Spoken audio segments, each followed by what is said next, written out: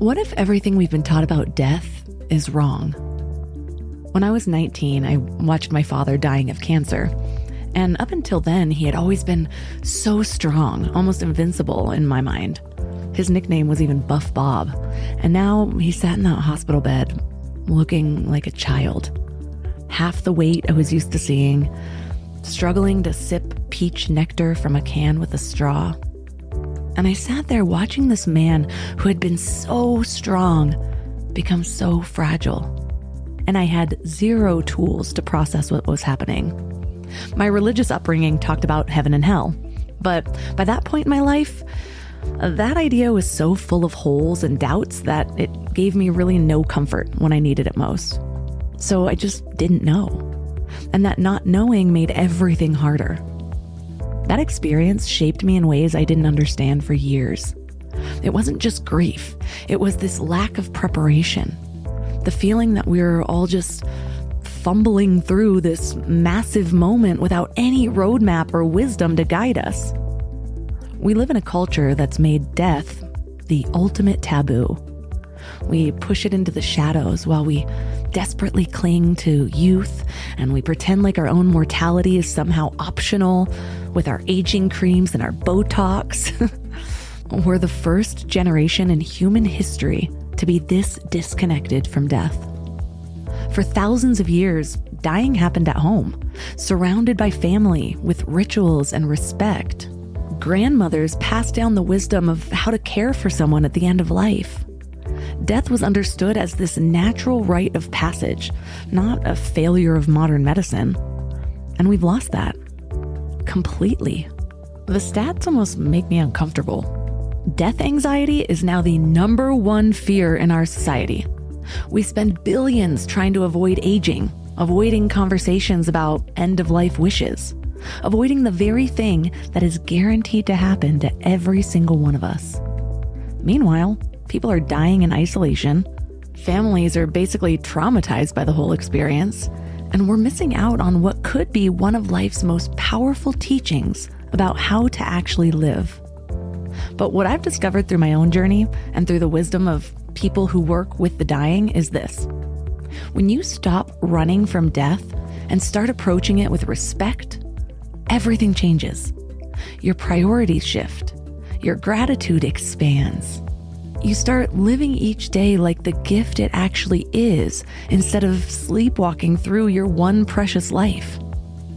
What if death isn't the enemy we've made it out to be?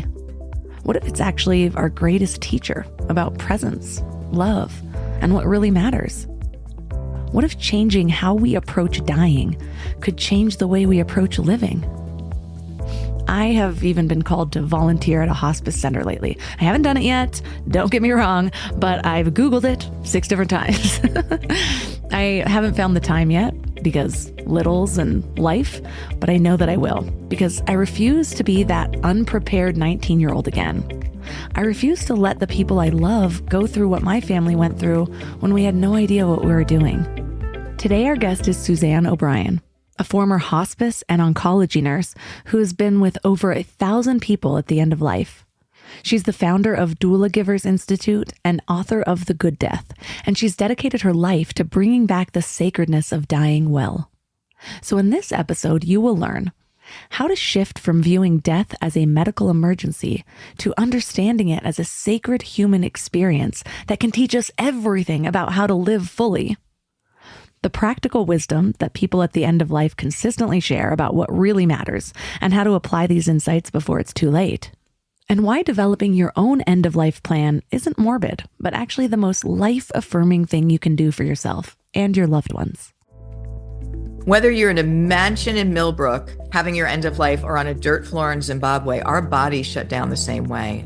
And you said it, like if you're going to allow these forces to let us just be the beehives arguing, there's never a place out of that or a place for progress. And we are so much more similar than different. When I went in 2019, I was able to do 14 doula giver trainings in Thailand. I trained Buddhist monks. I mean, it was just incredible. I trained, medical staff, community leaders, people who were at the end of life. And one of the things about it, though, is that there's a whying system. So every time you pass somebody, no matter who they were, you whyed. And what that why signifies is that I see the spirit in you. And it's 2 seconds, and it's so beautiful. Turn up your frequency with Mind Love. Bite-sized brain hacks for seekers, dreamers, and doers. It's time to give your mind a little love with your host, Melissa Monti. So what inspired your journey into making death and dying part of your story? Yeah, it chooses you. And I often will tell people that are saying, how do I know if I'm supposed to work in this area of care? It chooses you. It keeps showing up for you. You're being called to it. And then when you think of serving people at the end of life, there's a connection to something, a feeling of a connection that like you've never felt before. And by the way, I've learned that that's how life works, following that heart guidance. And what an amazing thing on so many levels. So it chooses you. And I think for us to say yes to what is being asked of us from our higher selves, a greater power, is the most important thing you could ever do. What I really resonated with your work is how you talk about how death is not a medical event, it's a human one. Yeah. And how it has the potential to really be this sacred rite of passage instead of this crisis to fix.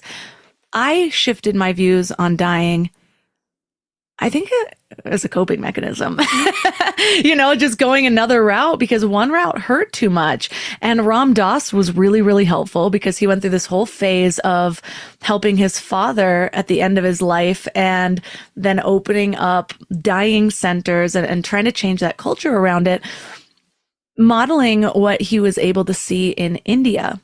And I'm curious, what inspired you to go down that same path?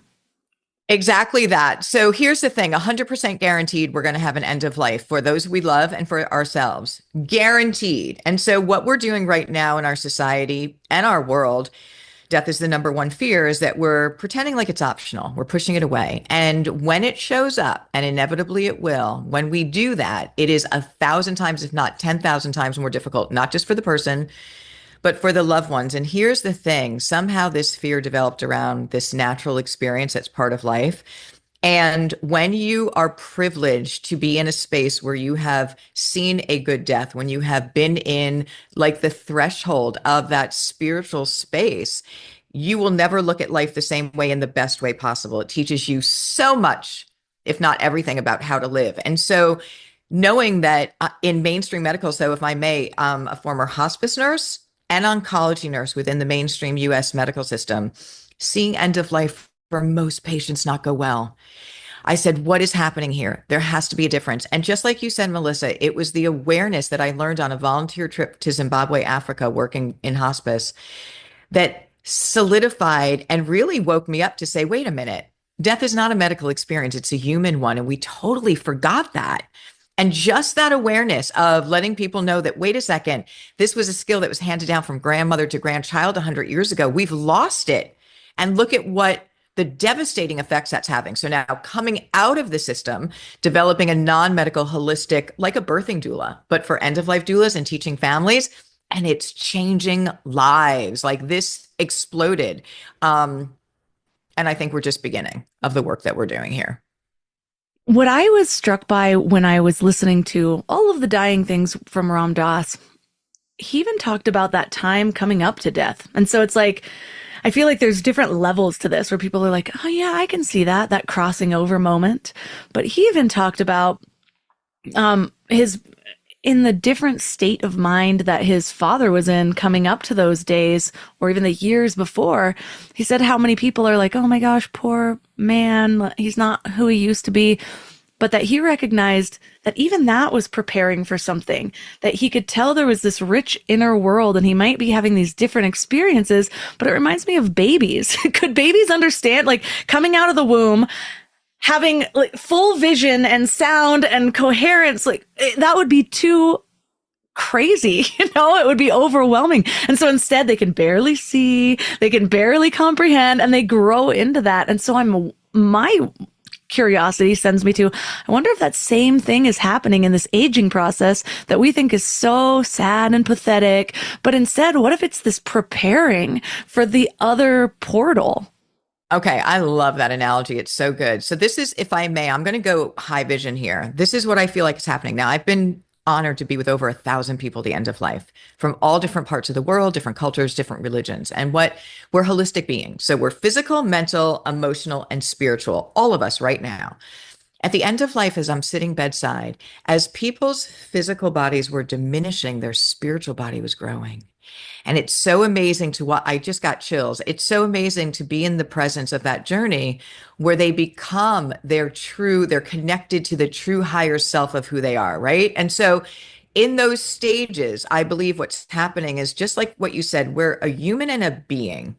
And as the human part of us that we identify right now, everything of value too, which is wrong, by the way, what we look like, how much money we have, what kind of work we do, all our situations, that's get in a big picture of society, that gives us value. When people are starting to lose what gave them value, their physicality, their jobs no longer when they're ill or at the end, and they're finding their true core self, there is an awakening that organically happens from an energetic frequency in those stages. And you can see this piece. I have to share this story quickly, if I may. I remember as a young hospice nurse, now I followed my heart to hospice. I had no end of life experience. I was miserable in the hospital. I thought, oh my God, the patient is like the last thing that's of concern here. This is awful. This is why I became a nurse. And I heard this voice that said, go to hospice. And I was like, why am I hearing that? I have no end of life experience. But I remember feeling this connectedness and almost like an expansiveness. And I followed it. The first day they sent me like 8 patients. I was terrified because I had no end of life experience. But I also knew that I was supposed to be there. And so that this wasn't a medical emergency that I could call. But I went to see this woman. She had ALS and she was 40 years old. So she was very young. She was already paralyzed.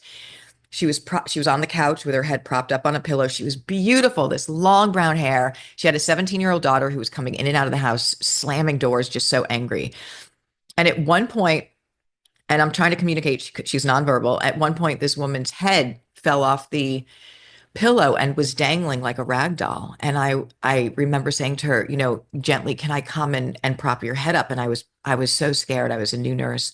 This woman was beaming a smile at me with so much love and caring for me. And I thought, how does she have such happiness and peace and she's caring for me and love that she's shining on me when she's 40 years old, paralyzed, dying, can't even do anything? What is happening there? Now I know what's happening there, that there's a connectedness to the higher self that comes when we are stripped away of what we have felt. Now we want to find that before we get to those stages, right? So this is, I feel like the lesson of the school of life is to access that part of us and then utilize it with all of the gifts that we still have to hopefully share our gift and make the world a better place. But so powerful what you just shared about the stages of awakening that organically happen as we get closer to the departure.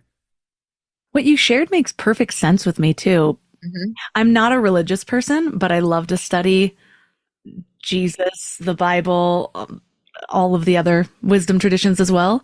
And it's just interesting to me how I've sort of already connected this idea where Jesus always said, like, blessed are the meek, or when a rich man asked how to make it to heaven, he said, give away all your things and follow me.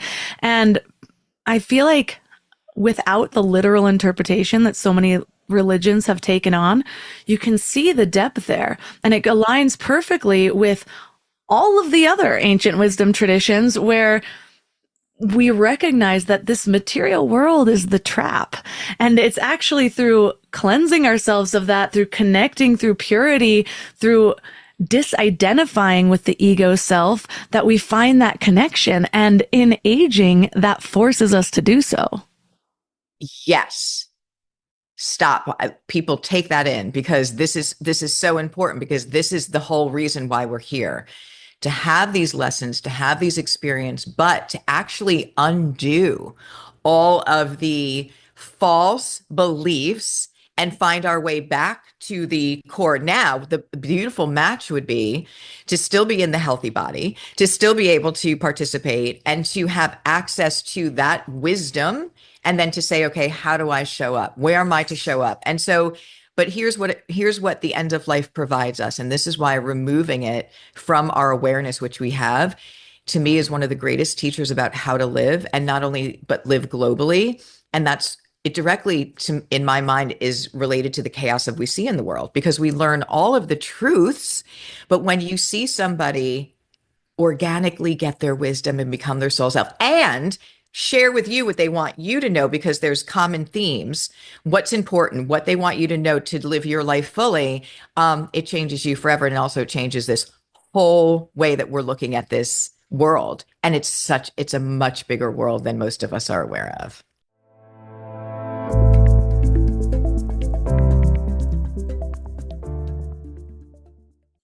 Tell me about that phase of what you've seen. I know you talk about spiritualize, which you define as the sacred liminal space where people start to see a different kind of clarity. But you mentioned how they've even passed some of that on to you. What have been some of those experiences?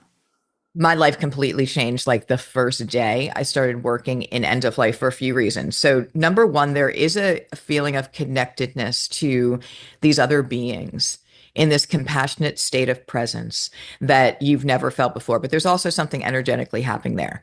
What it knocked into my reality day one was that I no longer was like, oh, I have to go to the grocery store, or oh, I have to go to the gym. It was like, I get to go to the grocery store. I get to go to the gym. Everything took on a new level of gratitude and appreciation, which is the highest frequency.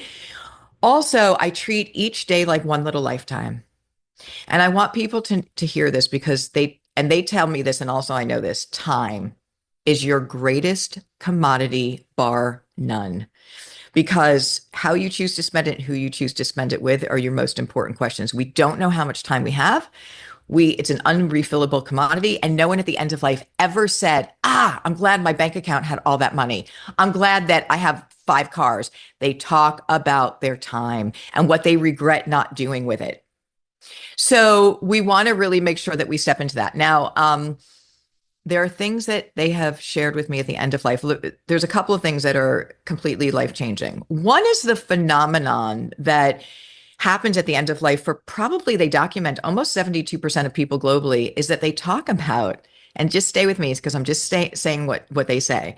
They talk about loved ones who've died already coming back and being there to help cross them over, which is the most life-changing. When you see somebody who sees their mother for the first time in 35 years, I mean, whether you believe that's happening or not, but here's the thing: when you study the science of physics, everything is energy, and energy is matter, and matter can only be a solid, a liquid, or a gas. So it makes a lot of sense from what I'm seeing as that physical. Think of this as like your outfit of the day, or the temporary, housing that we've been given. When that has its end of life, you go on, right? So it makes sense that there's a time that it seems that people have one foot in this world and one foot in the next.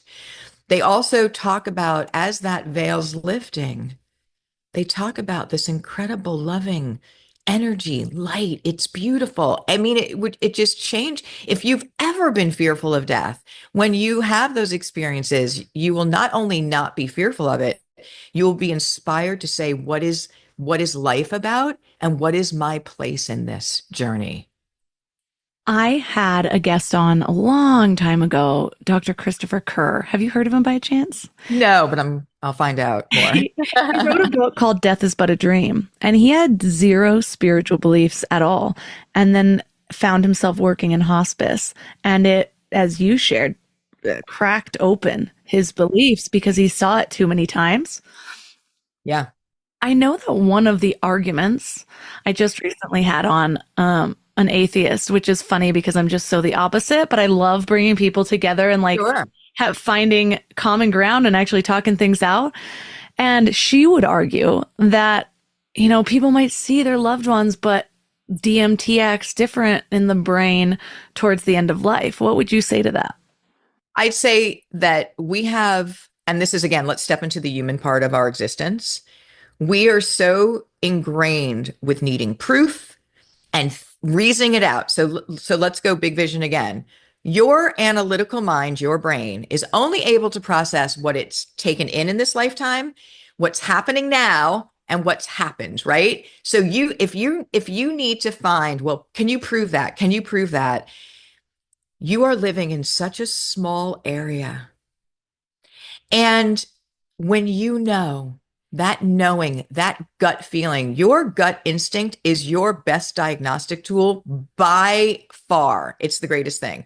So what I will say is that I've had people with better oxygen saturations than I have, seeing what they're seeing, absolutely no medication. And you can try and reason, I don't believe that at all. Okay, so I have actually seen and felt things in the room with people, not the clarity that they have. But when you're sitting bedside with somebody, time disappears at the end of life. Like, it's so fascinating what happens. And there's a feeling of love that encompasses when that person crosses over. If there's not obviously a lot of frenetic challenges from family members, which right now there can be, which is very sad. But when it can go well, there is a sacredness to this energy. It's like lifting the veil that will change you forever. And you don't have to have somebody try and prove that to you. You are changed. And again, I really believe that we've been taught to keep it so small, and that's so sad. So when I was giving talks in the very beginning, I remember giving like a verbatim speech from somebody. And I want to share this story about this one patient. That was so beautiful. And I remember after the presentations, this man came up to me, but other people would eventually, and other ones, and said, that's such a beautiful story, Suzanne, but can you prove it? And I was like, there was no doubt in my mind what I was saying. And then, well, I thought, okay, wait a minute. I can't prove it, but can you disprove it? No. So now we're on equal playing field, right?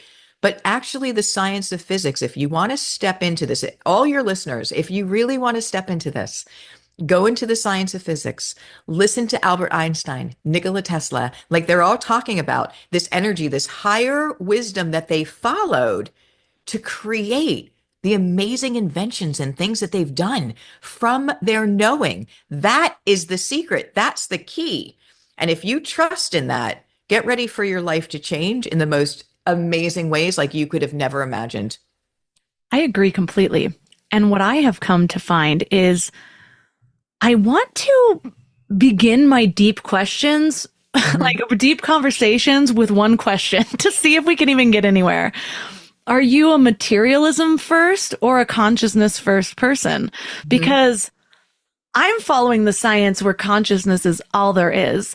And it makes it difficult to even have conversations sometimes when there are those who believe that materialism is all there is, that it's just a material plane, and our personalities are just sort of a blip in the chemicals in the brain. There's nothing beyond that. And because in that respect, I just kind of have to nod and be like, okay, have fun with that. It's much more fun on my side. How many Birkin bags? And also, I mean, like, here's the thing, like when you've worked with so many people at the end of life, and I've worked with some billionaires, like in the most privileged places, didn't make them happy. In fact, they have so much regret of that pathway of going for those things that, again, we're taught are going to make you happy. It's not sustainable. So now that their journey was over, they want to share that. There's nothing wrong with those things, but don't miss out on what is the real thing. So when you hear from people at the end of life, they talk about this being the school, the human experience. We're all going to go through trials, tribulations, hurt, all the experiences. And it's being able to look at those experiences from a higher perspective, like they get it organically at the end of life, to understand what the gift was providing them to evolve in their consciousness. And so again, when you've been hurt and had things, and we all have had it, and you can't get past that, it's like your prison, right? And we start like, everything is energy. And so the way that we live our life is that what energetic frequency I'm putting out daily, by the way, is exactly what I'm asking to come back. And if I'm holding on to, well, if I'm like, okay, that happened to me, and so I'm damaged goods, or I can't get past it, then I'm going to be stuck in that frequency forever. If I can, and here's the tool: forgiveness. It's forgiveness.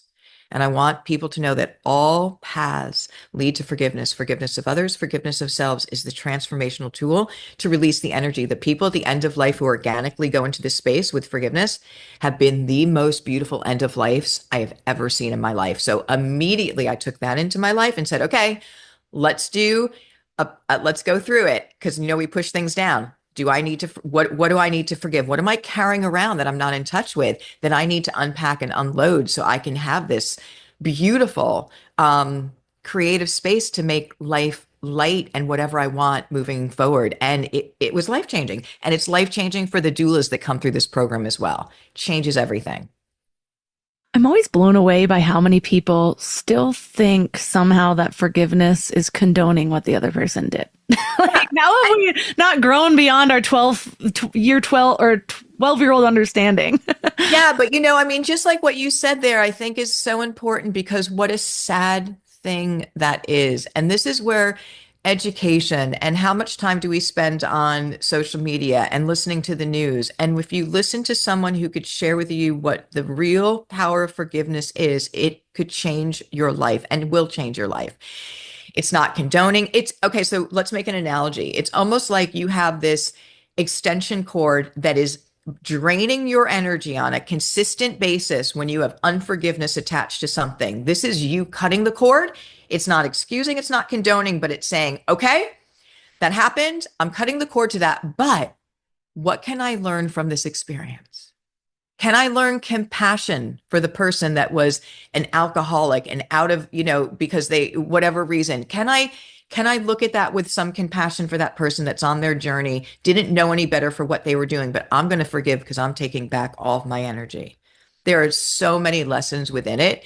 And forgiveness is really the most important thing that I could ever say is the tool to change your life. And understanding it, like you said, it's not condoning, it's not excusing, but it's releasing it from draining you anymore. There's a growing curiosity around the use of psychedelics at the end of life. Yeah.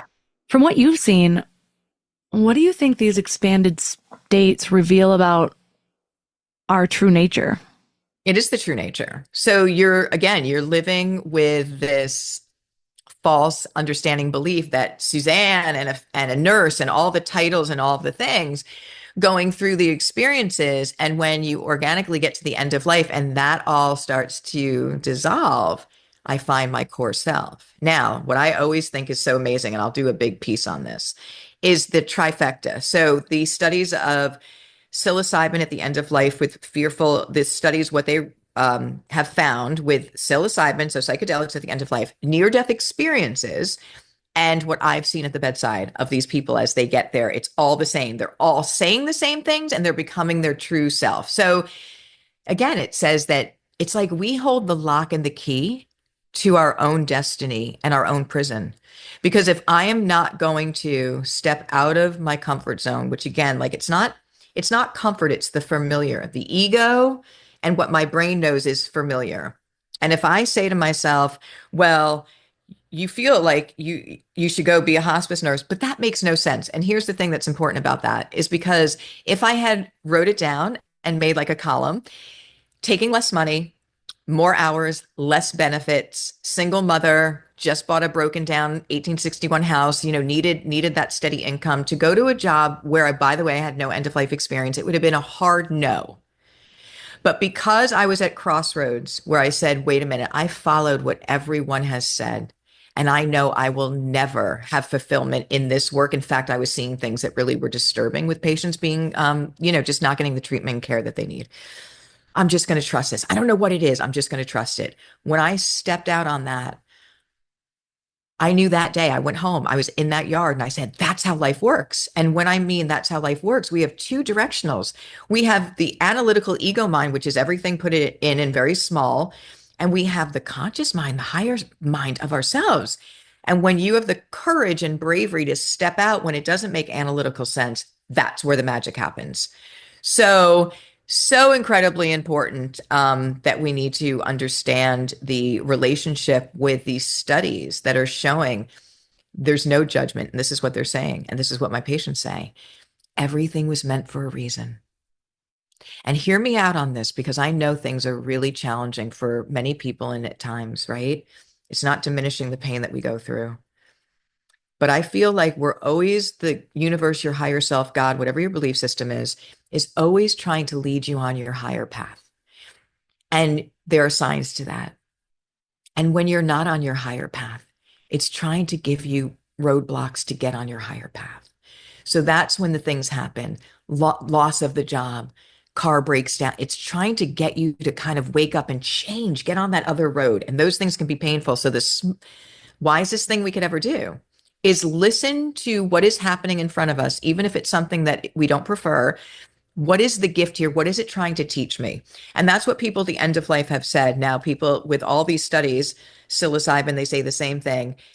It's all about unconditional love. We're all connected to this one unconditional loving energy, that there's no judgment. And that's a big one, because when we judge ourselves, we can't move forward. And we all have things that we wish we did differently, but learn from them. That time is your greatest commodity, that there is no death. This was all a school of learning. This is a school of learning. Are you learning? Are you listening to the signs that are in front of you? And what are they saying? Yeah, that's been probably my greatest just journey in this lifetime, is reconnecting with that inner voice. And there's so many things in this life that cause us to turn it off. Trauma creates this urge to numb, which I did a lot of, but then also just all the distractions everywhere. And so one of the things I'm always teaching people is know the difference between your programming and your inner voice. It sounds like it should be obvious, but it's not in the beginning of trying to go inward. That first thought, if you have just been watching the news for your whole life, is probably just going to be an echo of all of your inputs. So you've got to spend time with that stillness to get that guidance. And I love that. And that's everything. And so so this to me is the whole goal of life, is reconnecting with the inner self and strengthening, like, think of it like a muscle. You need to exercise and strengthen that relationship with that higher voice, and also know which one is talking and when and why. And so here's an easy tool, if I can share with your listeners. If you have something that comes into your mind that you're hearing and you feel anxious about it, or it feels heavy, or you're pushing it, that's ego. That is ego. When you have something what you're like, "Ooh, what a great idea. That felt great." And then here's the thing. So that's what I call inspired guidance. And then you start saying, the mind says, "Well, that doesn't make any sense. Why would you move to Charlotte, North Carolina? You don't know anyone there. Like, why?" And you can out talk yourself of it. And that's the thing. So you have to really know which ones are talking, but also go into how you feel. Because if it feels expansive, if it feels excited, if it feels connected, go for it. Now, unplugging, you said that, and this is really important. We are so overstimulated in our world at all times. You can't even get on your email without that news flashing across and kind of pinging your whole nervous system. You have to be in charge of what you allow in, and you have to have downtime. Unplug the news. Come on. Yes, we need to know what's going on, but do you need to know it on cycle? And it's really very damaging how it's presented. Make sure you're taking walks in nature. Like, that is one of the easiest things, to just have this beautiful walk in nature every day. Check in with your heart. Check in with your mind. There's so much depression, anxiety. I get it. How are you doing and what do you need? And one of the most important things is guard your energetic field like it's your bank account, because it is. And so just making sure that we're just not plugged in at all time, because then you're just going through you're just trying to survive the frenetic chaos.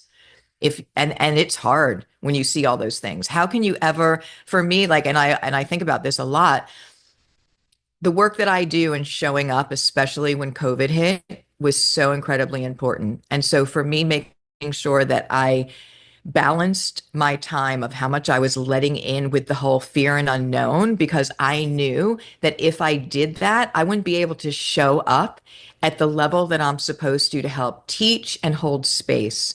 And I think that goes for everybody, just in your own personal world as well. Yeah, it blows my mind that There are people walking around that don't even realize they have the power to shift their consciousness. Like something that I'm teaching my 2 and 3. Well, let's teach them. Yes, we have to teach them because here, and Melissa, I love that. And I love that the young ones are just the little masters because they are from the light. So they do have still a strong connection if you can help foster that and help them be aware. But I think that's so important because here's what I think about what changes your life. It's not about people who are like, what do I need to do? What do I need to do? It's really, what do you need to be? And when you can simply, and that's what happened. That's why I say day one, working with hospice patients changed my life. I didn't change anything. I made less money. It wasn't about that. It was a change in my perception and perspective, and it changed my life. And it can for everyone else too. And sometimes it's as simple as just a new way of looking at something. This conversation's reminding me of a long time ago, I did an interview with somebody and they mentioned that we've lost the concept of reverence in our generation. And I thought that was so interesting. And so I spent a lot of time like trying to bring more reverence into my life with the trees, with nature, like with other people. Yes. And then I realized the same thing comes with the word honor. Mm-hmm. We throw it around in yoga classes, but what does it really mean to honor somebody else?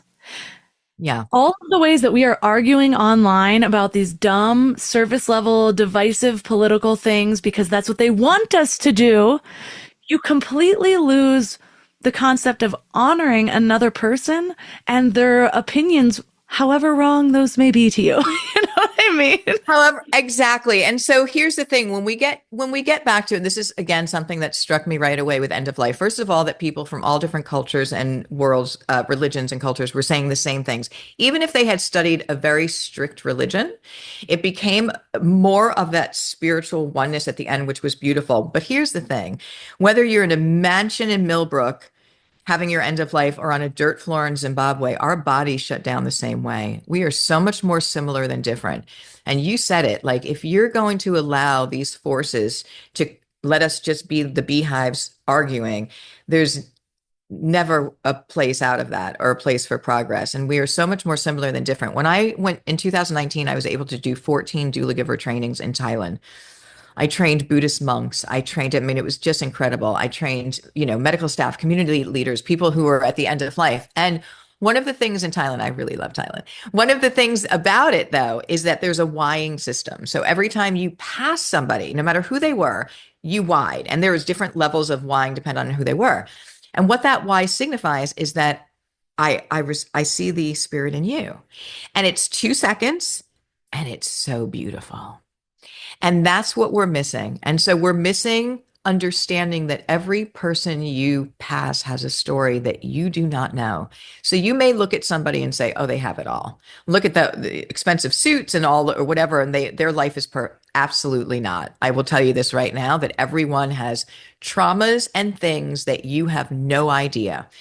We have no right to judge each other. And can we just meet each other with non-judgmental presence? You don't need a certain election. You don't need a certain thing. You don't need a certain law passed. We all have the opportunity to choose how we show up every single day. You're either going to show up in love or you're going to show up in fear. And just acknowledging and meeting people and holding that frequency, that changes the world. That changes the world. So we have the power, but we've given it away. Right. And if that can change our experience of one another, because think about that, you're forcing a small moment of intention every time you see another person. That has to change you, no matter how much you resist it. Like that has to change you.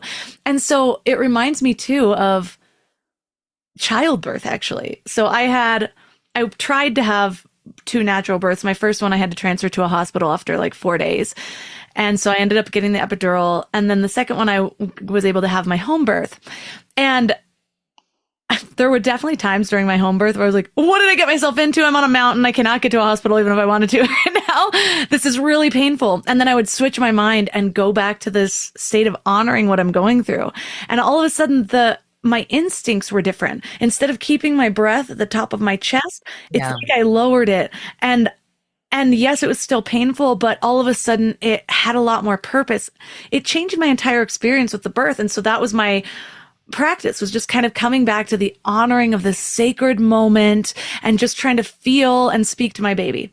Okay, so wow, if we could teach that to each person to say, I'm showing this is a day. It's a new day. What a gift.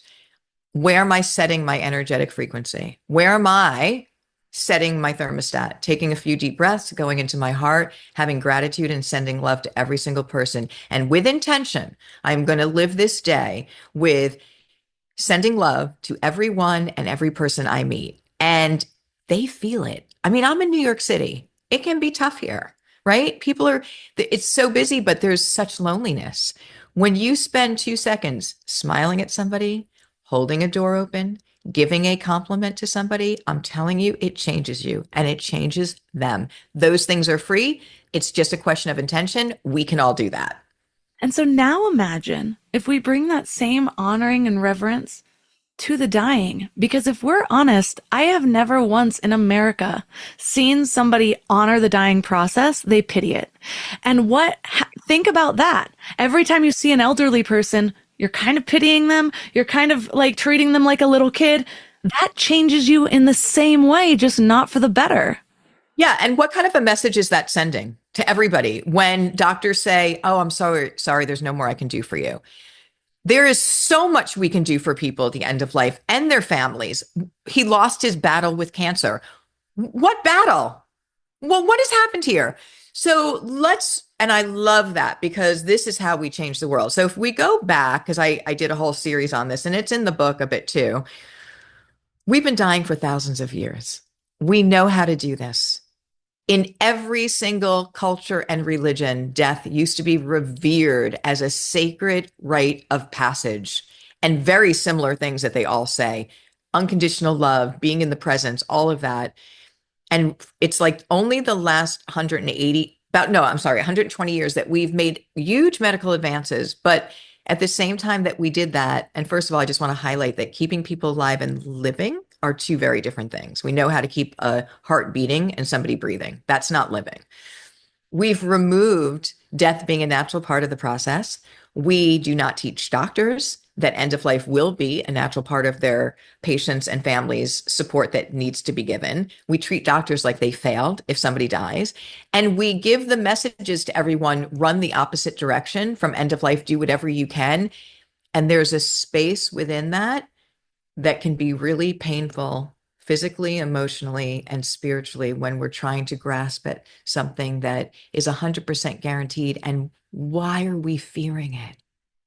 We should be afraid of not living today. Today, everyone. You know, there was a thing that I read, and this man, he was 89 years old and he got a terminal diagnosis and he was given like 2 to 3 weeks to live. And he's like, God, please just give me another 2 years, please. And God says, why? He goes, I just gave you 89 years. Like, what did you do with it? And that's really the regret that's showing up for people at the end of life. It's not the fear of the death. It's the fear that they go, oh, I didn't live.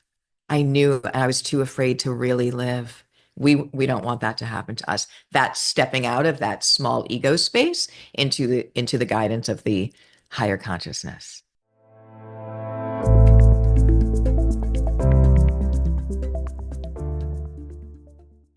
So many good reminders. I remember Ram Dass talking about how in India they have all sorts of rituals around this time. And it just reminds me of what we were just talking about, where the Wayang in Thailand and that small bow, like you said, or like we discussed, it changes you somehow. Even if you feel like you're just going through the motions, all of a sudden it starts to get meaningful because you're doing it. And so I wonder too, we've forgotten all the rituals of those who came before us that help us reshape the way we approach dying. Even if it's hard to get into the mindset because you're too sad, I wonder if bringing back some of those rituals could bring it back, like break through our own resistance of it. I believe that it will. It's like right now, I mean, think about it. We pretend that death is optional. It shows up. It's a train wreck for people because they are on hospice, usually like a few days or whatever. It doesn't go well. They have all this stuck traumatic grief because of all the things that didn't happen. And then they have to go right into trying to plan whatever it is. There's no ritual, there's no through line container for them to experience this life changing natural event.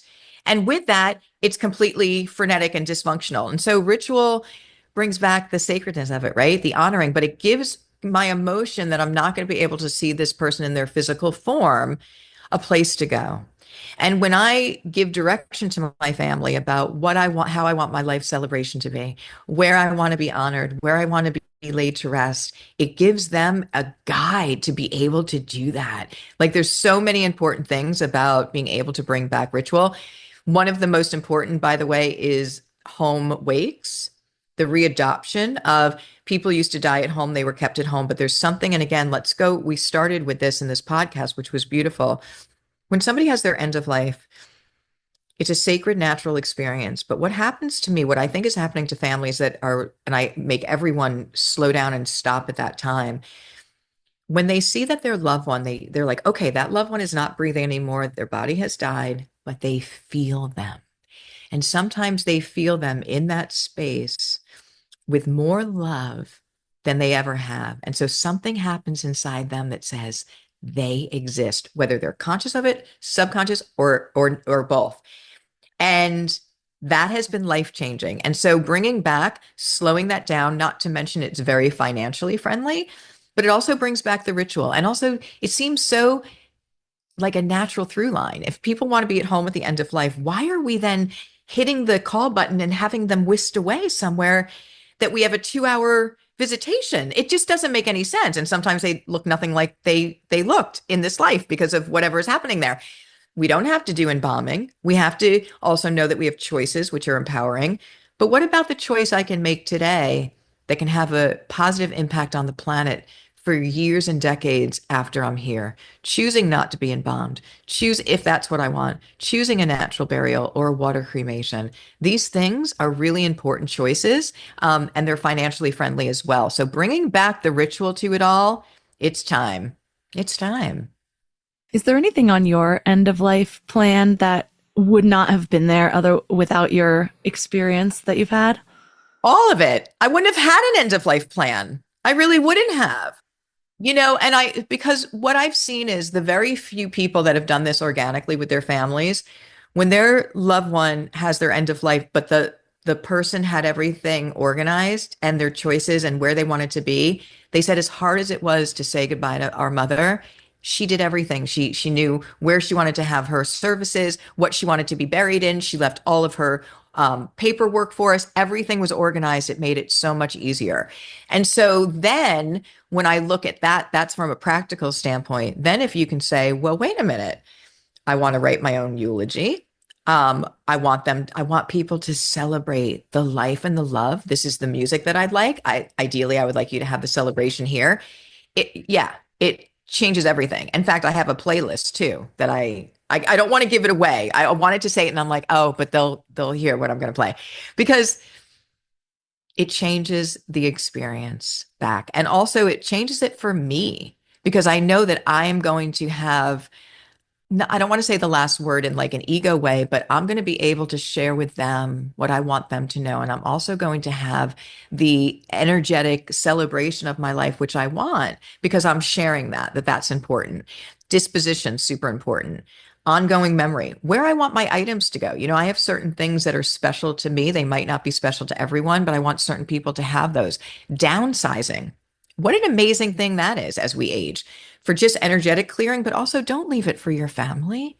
Because I want to tell you what usually happens is people come in with they're just in all this grief. They come in with big garbage bags and everything sort of just gets, there it goes. That's a terrible thing.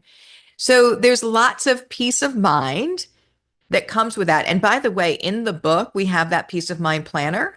It is a step-by-step and it gives you such incredible information in all categories. And I think one of the most important is acceptance at the end. How do we find acceptance at the end? You find what makes a good death, and a good death is a good life. And what does that mean? It really means living each day like one little lifetime with what's important to you, with presence, with reverence, like you said, with non-judgment, and with walking outside and connecting with the awe. Like it's springtime, right? It's spring. When you marvel at the way that nature, how beautiful, there's no question that you can't be just moved by that, whether you're an atheist or nothing. But remembering that Mother Earth is giving you your food, is giving you your oxygen, is giving you the beauty. Take that in and be grateful for that. And I'll tell you, your perspective will change. We have normalized things too much, which is why we go to another country and we're like, oh my gosh. But rarely do we walk down our own street, which many times is still a tourist area. It is for me. I went from Santa Monica to Big Bear. And my husband was always really good at that. And he talked about how his mom would just always talk about, like, look how beautiful that is. So he would, when I first started dating him, he'd stop to look at the view. And this just wasn't something that was normal for me, dating all the party guys in LA, like it was like, take it and do to a nice restaurant, not to a nice view. And so that's been something I've been really intentional about with my children. But all of it, including this talk about death, we had a cat die. And so I had to have that conversation. And it was one of those where I'm like, oh, didn't think about how this is going to go with a 2 and a 4-year-old. But one of the things I've done is whenever I see an eagle anywhere, which is very rare down the mountain, but up here we see them everywhere.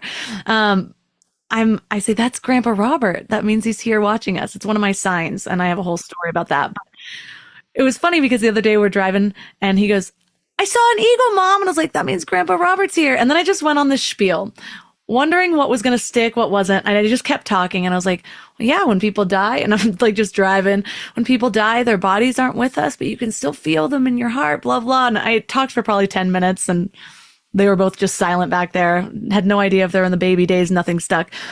But then like an hour later, I see him talking to our nanny. And she, all of a sudden, she starts tearing up. And I was like, what's going on? And she's like, he just said, Grandpa Robert's not around anymore, but when I close my eyes, I still feel him in my heart. And it was just the sweetest thing. And like you said, this is how we change the world. Yeah. And I think, again, I really want to emphasize that we need to honor these beautiful youngins that are coming in with being honest about the life cycle, age appropriately, because it will set them up in the best way for life. Nature dies, animals dies, people die, and we haven't done that in the past. In fact, we're preventing them from even, stepping into the space. And so they're like, oh, something's wrong here. Like I should fear this. And so one of the greatest things, and I remember somebody explaining it, and it was really a beautiful way. They said, when I think the grandpa was explaining it, he's like, my body's getting old now and it can't hold my soul. And so this is going to go, but I'm going to be in a different place. And it's really what I believe. And it was a beautiful way to say it. But when you think about it, when you think that my grandparents did it, my parents are going to do it, I'm going to do it, you're going to do it, it's no big deal. Like we're making it a big thing when it should be a natural part of the cycle. And again, doesn't that teach us, wow, that this moment with my mom is such a gift that it changes everything. And that's how we change the world, because we get really present knowing that this day will change and we know it will. And so I'm going to just love it up for everything that is right in front of me. My favorite is Ram Dass saying, death is like taking off a tight shoe. Although it wasn't him that said that, it was his guru. But still, that's what I think about when I accidentally flip back to my programming of being fearful or grieving too much.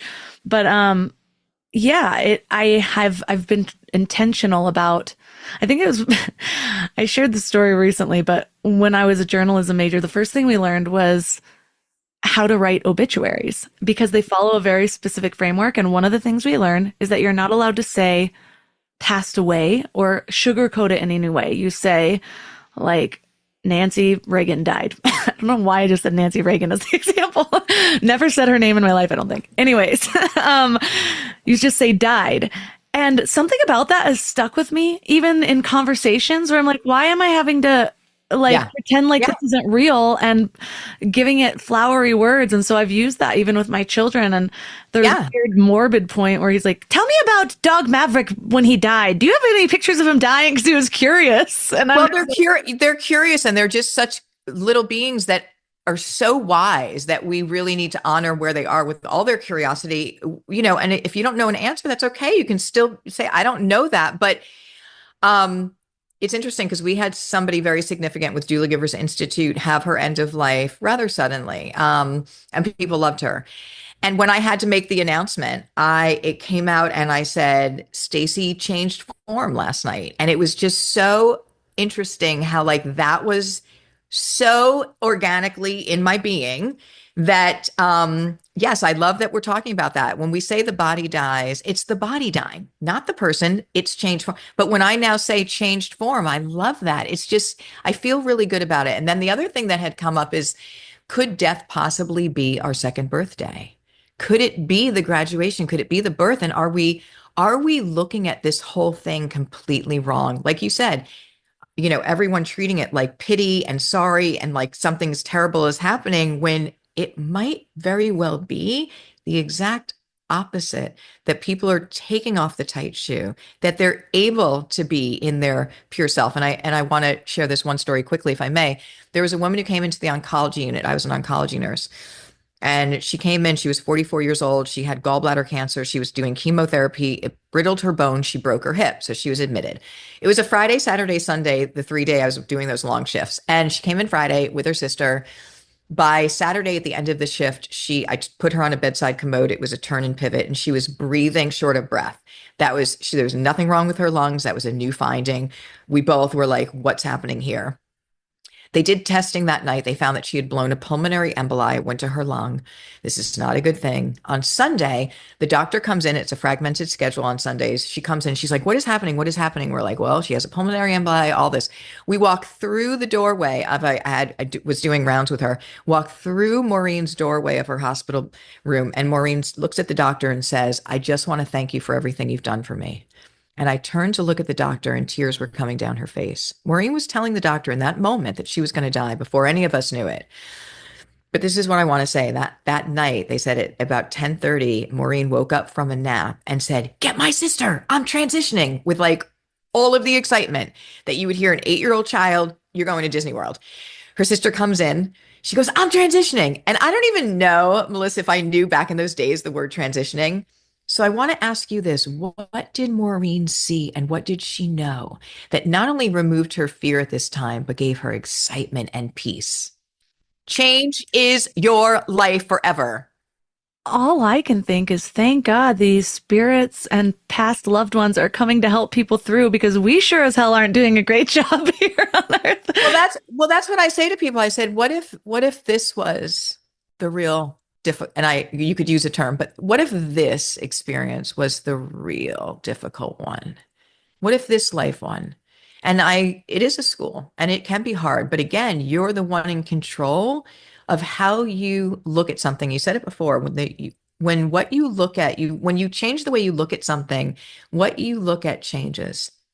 And so when you can look at a past experience, or you can look at something happening, you have the ability to shift how you're looking at it. When you start to shift your vibration, everything around you starts to change. You start to strengthen that muscle with the higher guidance system. You start to get those impulses. And then when you take them, just wait for this canvas of this experience. If you would have told me now that I would be able to have a global institute and work with people all over the world as a hospice nurse, I wouldn't have believed you, only because I was so happy at the bedside in that moment. But because I realized right then and there that that's how life works, when it's showing up for you and that guidance, and it said, you need to teach, you need to share this, you need to go to Thailand. I'm like, when I know it, I am so tuned with that when it happens, I don't even go here. It's like, okay, here we go, because I have such a strong connection with it. Everyone has the ability, and that's the secret to being able to reach our potential of why we're here. And everyone's here for a reason. There are no accidents. So do your healing. And here's the thing that I want to say. I mean, we all know what the world is facing at this moment. When we individually do our own healing and show up for ourselves, we do show up for the collective. And that's a choice all of us have to answer every day. And again, there's no judgment if you're not in that space, but know that only you can change your life and make the choices for you. And there's a individual mind and there's a collective mind that we're all attached to. And I know that when I show up in that loving space, I do connect with all of that. And boy, don't push in life, flow. Don't push, flow. What a joy this journey can be. Yes, it can, even today, if you allow it. I love leaving listeners with one thing to do or think about to really just bring all this into their reality. What would you leave them with? Live each day like one little lifetime. And remember, and I often will say this, and it just makes me smile. You know, they gave us the riddle at the very beginning, right? They're like, oh, you're a human being. There's a human part to us and there's a being part to us. Connect with the being part, follow your heart. And I'll tell you something that people say, well, you know, it's scary I want to stay safe in this little cocoon. It's scary to stay in your cocoon because the magic is right there. And you have got to just be able to have the courage to follow your heart. Don't listen to other people. If you have something that's saying to you and you feel that strongly that you should do it, one of the greatest things you could ever do for yourself is say yes to that. And you're the only one that can.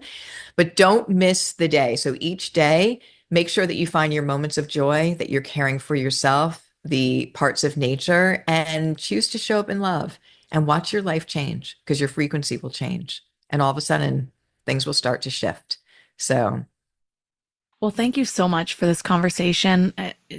It's definitely one of those moments of shifting perspective that can, like we talked about, change your entire life, change your relationships with people. And so for people that are resonating, want to learn more, where's the best place to connect and find your book, Good Death? Ah, The Good Death. And yeah, and may I just say about The Good Death, and this is something that I really love, is people talking about it being a spiritual book, which I really love, because it is a practical book about how to care for your loved one at the end of life, but there's so much wisdom that it's changing people's perspective. So you can go to thegooddeath.com, thegooddeathbook.com, or you can go to doulagivers.com. And here's what I will leave everyone with. When you bring back the sacredness of death, you're bringing back the sacredness of life. And that's how we change the world. So step into this space. We have so many free groups. We have the Good Death community. Join us. We have free trainings. We have a lot of love going on. We'd love for everyone who wants to join us to just step into this space of presence with us. All the links from this episode will be at mindlove.com/406. Your challenge for this week is to live each day like one little lifetime. Suzanne talked about how time is your greatest commodity, and people at the end of life always say they wish they'd been more present for the moments that mattered. So this week, I want you to start treating each day as precious, instead of being an unpaid employee from Mark Zuckerberg. Check in with your heart. Ask yourself what you need. Make sure you're finding moments of joy and connection with nature. So give it a try and let me know how it goes. Also, this is your last chance to get into Story Love at the beta price. Story Love isn't just about helping you tell your story anymore. It's growing into something much bigger. I'm going to be showing you how to take that story out into the world through your brand messaging, social media, and website. Plus, how to leverage other people's audiences by guesting on podcasts and even starting your own. So yeah, this program is loaded, and you get access to all of the trainings and coaching calls for an entire year, so you really can go at your own pace. So even if this summer is busy, get in now while you still can at the beta price. You can also find all of my sponsors at mindlove.com/sponsors, and you can sign up for the Morning Mind Love at mindlove.com or text the word morning to 33777 to get that daily dose of inspiration. Thanks for giving your mind a little love today, and I'll see you next week. Thanks for tuning into Your Higher Frequency with Mind Love. Head to mindlove.com for a free gift to keep your vibes up until next week.